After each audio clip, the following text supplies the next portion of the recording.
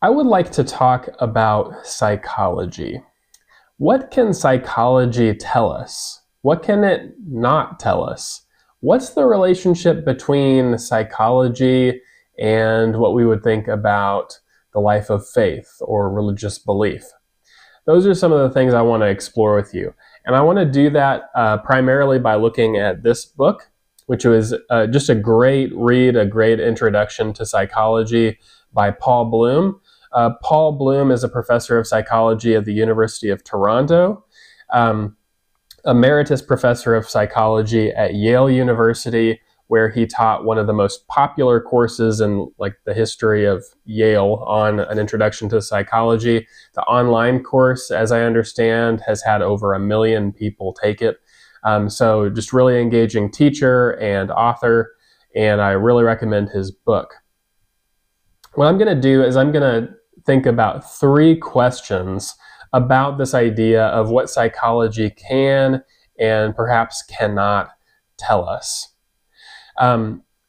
Before I dive in, though, I just want to mention that this book is, one of the things I love about it is that it is a work of curiosity. So to quote something he says on page 4, he says, quote, "In the pages that follow, I'll be honest about the limitations of our young science and critical of some colleagues who think we've solved it all," end quote.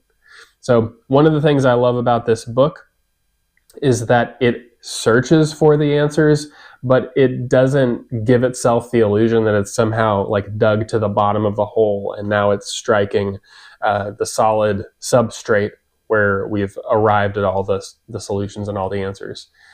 So before I continue any further, if you like this episode or this channel or this podcast, be sure to like from wherever you're watching or listening. And if you would like to comment, I would love to respond to you. You can also respond via email, which I'll have in the show notes. And so I hope you enjoy this episode. Okay, so let me start with this question. Can psychology explain the soul? Now, when I ask that question, I'm not assuming the soul before a soul has been proven. I just mean by that this age-old question of, are we souls? Are we bodies? Are we some combination? Can psychology answer that question? Now, Bloom is very honest about where modern psychology is coming from as something that purports to be a science. According to modern sort of usage and practice of science, it is materialist or physicalist in nature. Those two words, materialist and physicalist, just mean the same thing. And what they say essentially is, the mind is the brain. It is the physical brain. And so it operates based on cause and effect. You have an input, you get an output. And so if you can sort of follow cause and effect, then you can understand it all. Now that's very attractive, and you can imagine why a scientific approach would like this, because if you just know all the laws, think, the laws of Newton's laws of motion or something, if you just know all the laws, then you can successfully predict anything, and you would seem to need to do that in order for it to be a science, according to the modern definition. Now, Bloom operates under that view, but he also maintains some curiosity, and like I quoted from him, he's a little bit critical of those who think they've got it all figured out. And so there can be this sort of weird fundamentalism that comes in science where it's like, well, we have all the answers and we don't need anything else. So Bloom maintains some openness and some curiosity here that I find really interesting. But what Bloom will do, which is, I frequently hear this sort of thing from scientists, is they will mention René Descartes, who is very influential for his arguments for a soul. And they'll kind of mention him and say, yeah, we don't really believe that anymore. Bloom does that, as a lot of people do, but he does so with respect, and then he also circles back to Descartes. So before Descartes, philosophers generally thought that we were souls with bodies, and we weren't complete without our body.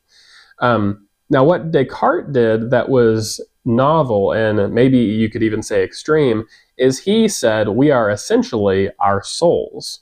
So if you've ever heard a popular saying, you are a soul, you have a body, that's essentially just Rene Descartes in popular form.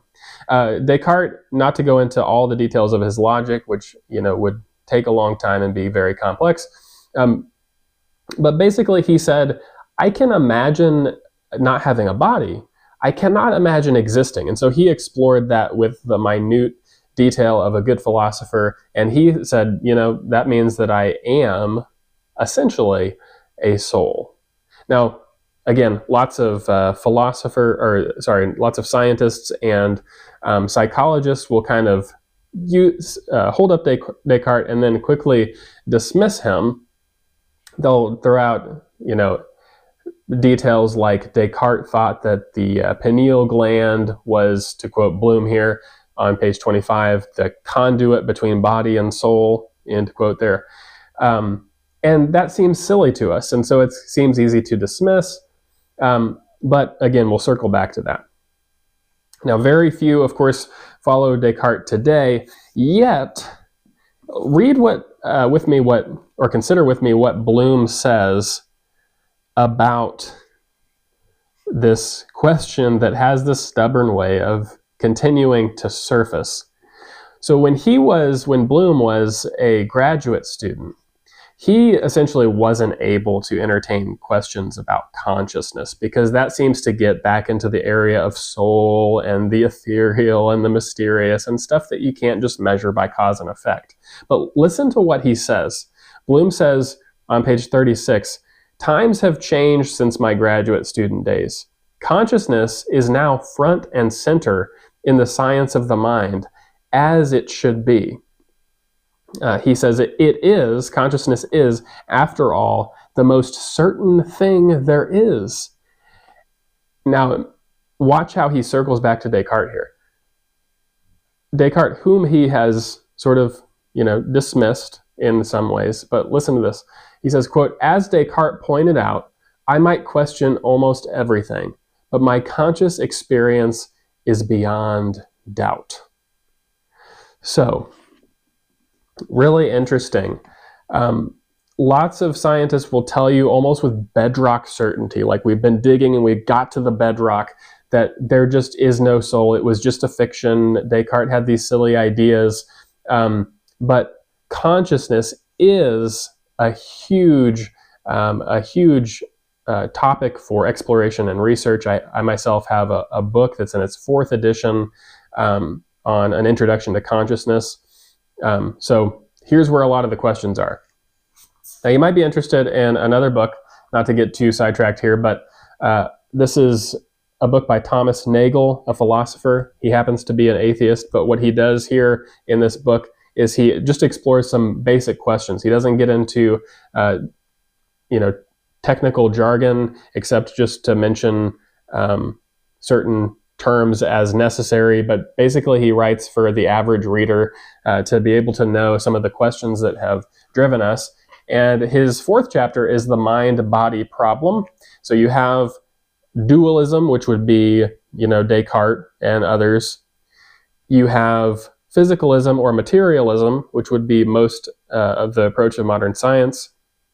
But then you have a third viewpoint, and I'm sure others would tell me that there's, many varieties within all of this. But there's a third one called dual aspect theory.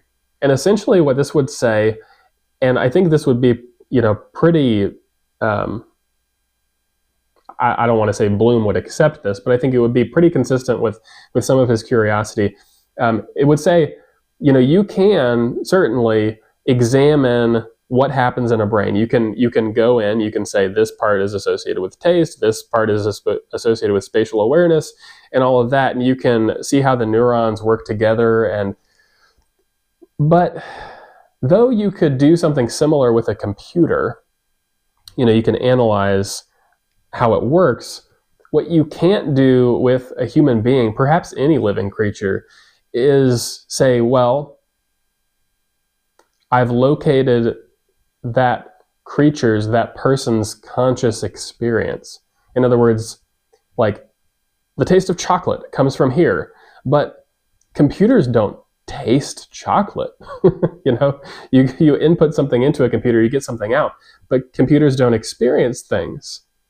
Now, you might think of movies like 2001: A Space Odyssey, where HAL 9000 sort of goes rogue and he decides he doesn't want to do certain things. And when he's being unplugged, he says, "I'm scared."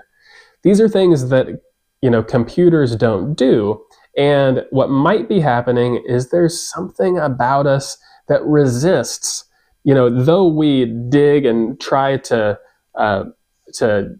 dig forth shovels full of dirt, and there's always more to dig, don't get me wrong, maybe psychology can't get to a bottom here. Maybe nothing can get to a bottom. Maybe this is one of those questions where instead of having a bedrock bottom to the hole, we just have an infinite chasm that leads us to have to make a decision of what we're going to think about all of it.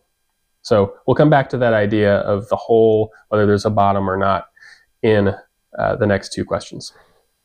Question 2. Can psychology explain right and wrong?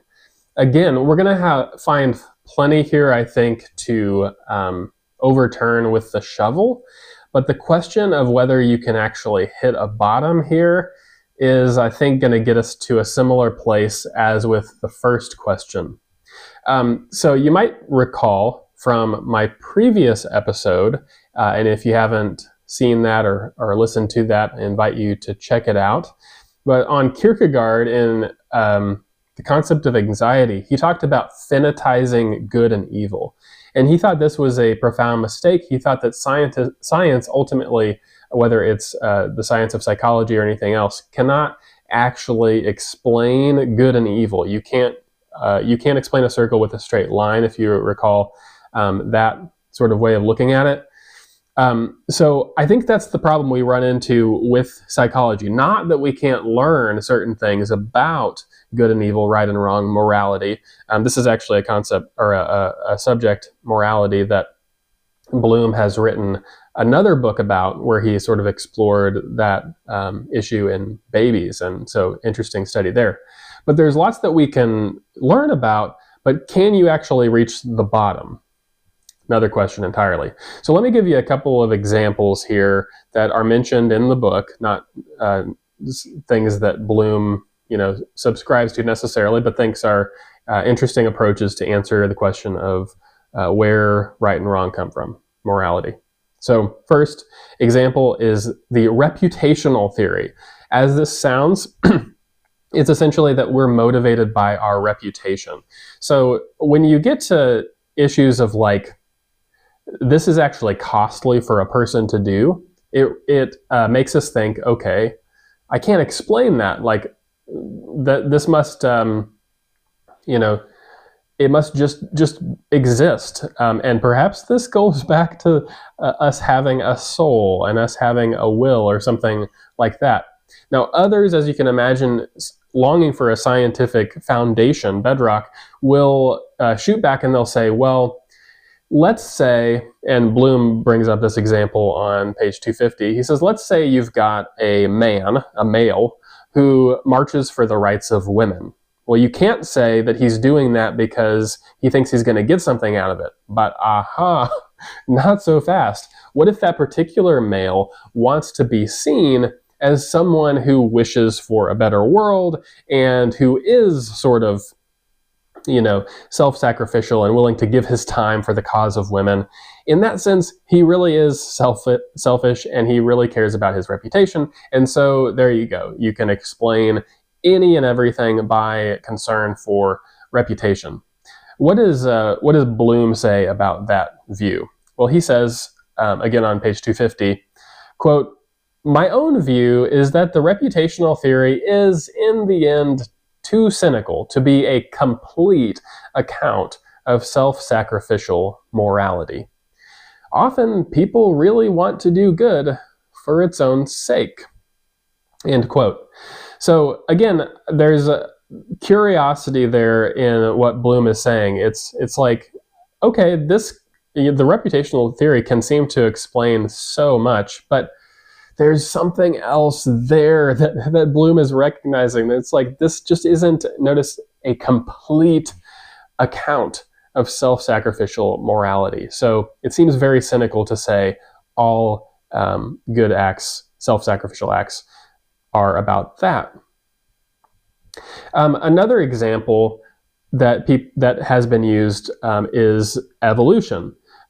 Some psychologists are actually evolutionary psychologists, and they try to explain why we do things based on, what was good for them and what was good for a group and what was good for the species, and you can sort of explain that through evolutionary history. Bloom points out something really important about this. If this approach is taken, he points this out on page 225, quote, to make the jump from "this is how things are" to "this is how things should be" is so confused that it has its own name, the naturalistic fallacy. End quote. So that's really important, and any good ethicist, I think, needs to be aware of this. Even if you take sort of the evolutionary approach to explaining morality, you cannot actually say, well, this is how things should be because this is how we got there. Because then you could sort of justify anything, as long as the strongest survive or whatever have you. Or even, sometimes cooperation works to survive, and sometimes annihilating groups of people. Like, that doesn't explain how things should be. Now, because of this problem, you might find interesting that different scientists have come to conclusions that there must be something else and have found sort of a divine explanation. One really prominent person who's come to this in the past was Alfred Russel Wallace. Now, Alfred Russel Wallace, if you're not familiar, he's not as famous as Charles Darwin, but he essentially came to the same views about natural selection that Darwin did around the time that Darwin did. And in fact, he had them before Darwin published on the Origin of Species. But Wallace concluded that our higher moral faculties were a reason to ascribe something about us being as a species to a higher intelligence. Now, Darwin didn't like that, but Russell was like, there's just something else going on. Evolution can't just explain everything. More recently, there was a scientist named Francis Collins. He wrote a book in 2006 called The Language of God. And Collins was an agnostic turned atheist, a medical doctor and a research doctor, ran the National Institutes of Health, the Human Genome Project, one of the great scientific achievements of our time. And he was asked one time by a patient, "Doctor, what do you believe?" as that patient just had these resources based on faith to get through a time of tremendous suffering. And Collins realized through personal exploration and through studying the arguments of especially C.S. Lewis that I actually kind of need God to explain this very real sense that I have of moral absolutes and the existence of morality. So what about Bloom? Well, Bloom he remains curious. He does not attempt to say there is a complete solution to morality. Doesn't say that psychology has given us the answer. I think perhaps he wants to keep digging to see if there is one. But he's kind of, as he says on page 250, he's talking about, there are things to explore without relying on divine intervention. And so he really doesn't want to seem to go there. But one thing I find interesting about Bloom is that twice in his book, once in the beginning on page 2, and then again on page 249, he quotes Immanuel Kant from his famous Critique of Pure Reason, which says the following, quote, Two things fill the mind with ever new and increasing admiration and awe, the more often and more steadily we reflect upon them. The starry heavens above me and the moral law within me. So I find it really interesting that Bloom includes that quote at the very beginning of his book and sort of in the middle there, or maybe a little past the middle of his book as he's talking about morality. He's like, this is something that really sort of keeps me up at night. And, for good reason. So again, we're at this same issue of I'm digging try to get to the bottom of the hole. It's sort of a matter of, do we think we're going to reach a bedrock?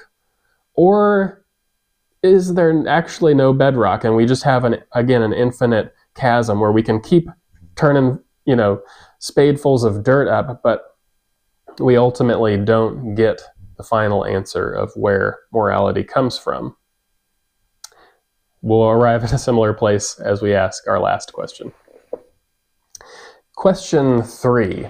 Can psychology explain anything? Now, this might seem like a silly question after where we've been, but I think it's an appropriate question to end on. Can psychology explain anything? I want to turn to chapter 10 in Bloom's book, which is a brief note on a crisis. And it's specifically this crisis that occurred especially with social psychology, but with other psychological studies as well, that found that as much as they claimed like scientific certainty, they couldn't be repeated. And this is a huge problem. But he says on page 256, one project looking at 100 psychology studies published in top journals, found that only about 40% of the replications got significant results, and the social psychology studies fared worse than the others. So what was basically going on is there were these spurious findings, and just to give an example, using an example that Bloom himself gives, imagine you've got a study and you want to see if green rooms affect perseverance in a task. And so you have everything set out and you've got your participants and you've got measurable things to do your experiment, and you find you didn't get the results that you thought you would get. And so you move from green rooms to black rooms and you think, well, I think maybe black rooms will help. And then you get similar results. But then finally you get to a pink room and you find that there's certain markers for creativity, which is something you weren't looking for. And you're like, oh, it seems that pink rooms help people be more creative. Well, the thing that essentially was happening is that you'd have a paper that come out of all that research called Pink Rooms Make You Be More Creative. And then, people are painting their rooms pink. But the problem is, what if that actually cannot be repeated? What if there was some other reason? The idea is if you do these studies, eventually you're probably going to be able to find something. You're going to be able to massage the data, as Paul Bloom says. So most psychologists were not like attempting to get spurious results, but he acknowledges that this has been a problem. Now, as I say that, some people are sort of dismissive and skeptical about psychology, and they'll say, see, there you go. But that's why I bring up this last question, can psychology explain anything? Because I think if we're realistic, we should say that, yes, there are limits to psychology, but there are definite results. For one, Bloom has pointed out, there are measures taken to avoid this sort of thing now, like it was a lesson learned, let's improve and move on. But psychology has explained a lot, and sometimes it has overturned its previous conclusions. And it seems like there's a pretty certain conclusion for something that we thought differently about before. So just to give some examples from the book, psychology shows us that everyone wants to be happy. And that's, not perhaps new information to anybody. But psychology can help us to appreciate that pursuing happiness might help a person be happy and it might not, and we can kind of parse out why. So in some parts of the world, people pursue happiness through money or fame, and that pursuit, because it goes south for so many people, can actually lead to unhappiness and depression and things like that. Whereas in other parts of the world, the pursuit of happiness might actually help. Like, I want to be happy, and so I try to be happy, and it works. And that can be because, let's say, happiness is pursued through family and friend relationships. And psychology can help us appreciate what we want in our mental life and how we go about it and whether that can help. One thing that Bloom mentions being particularly interested in is, we know through psychological studies that guilt is often associated with this desire for physical cleanliness, like washing your hands. So it's intriguing that psychology points this out. Like, why is it that we associate guilt as like being dirty and we need to be physically cleaned? We know through psychology that babies have a surprisingly sophisticated awareness of the physical world. Now, this is one thing that has been sort of overturned because it's sort of in popular belief that babies lack object permanence. So if you play peekaboo, then once you go behind an object, they don't know you're there, and so that's why they're sort of surprised. And this actually comes from a psychologist named Piaget. Well, we actually now are much more certain, based on psychological studies, that if you have an object, like an apple or something, and you have it right here, and then you do one of these, that the baby, you can measure, like based on the amount of time it's been staring and certain things, that there's a difference between this and this. And it seems to be the case through multiple repeatable, again, that's very important, repeatable observations, that the baby notices something's different when the object is taken away. So psychology can help with that. Psychology helps us appreciate that moral emotions, such as compassion and outrage, are universal, and they make society possible. So again, we've sort of explored some limitations with what psychology can tell us, but it can tell us those things. It can, to use the metaphor again, sort of bring forth dirt from the shovel as we keep digging, and we can learn a lot from it.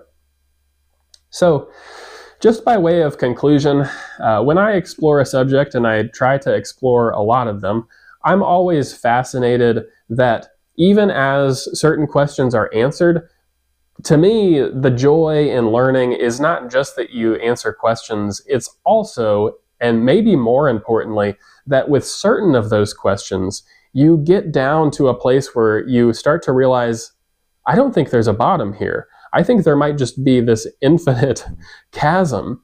You start to get to these questions that you realize have driven people from all over the world through all time of the history of thought to the same sorts of things, like the question of right and wrong, like, do we have a soul? Are we just a body? Are we a body plus soul? Are we just a soul?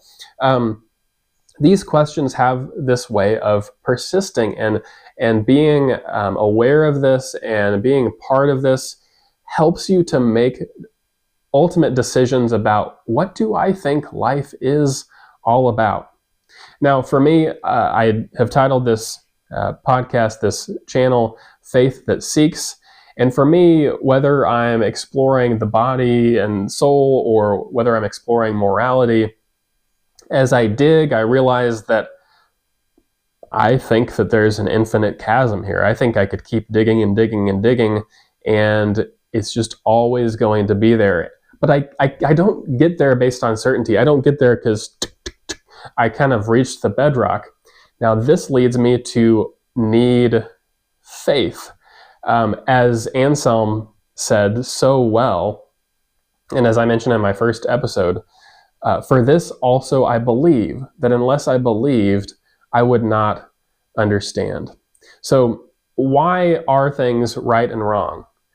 I don't find, whether I'm looking at the Bible or whether I'm looking at psychology or whether I'm looking at anything else, that there's just like a bedrock, now I know why things are right and wrong. Even in the Bible, you can't just go to a verse and say, well, this is why, because you've got like things like there's a tree of the knowledge of good and evil, but you're like, but why is there good and evil? Like, there's no clear answer to that. So you can explore things, you can formulate things theologically, you can explore things philosophically, psychologically, but I think this is one of those things that just gets me to a place of, I'm reaching this infinite chasm, and I've got to decide what I'm going to do with that.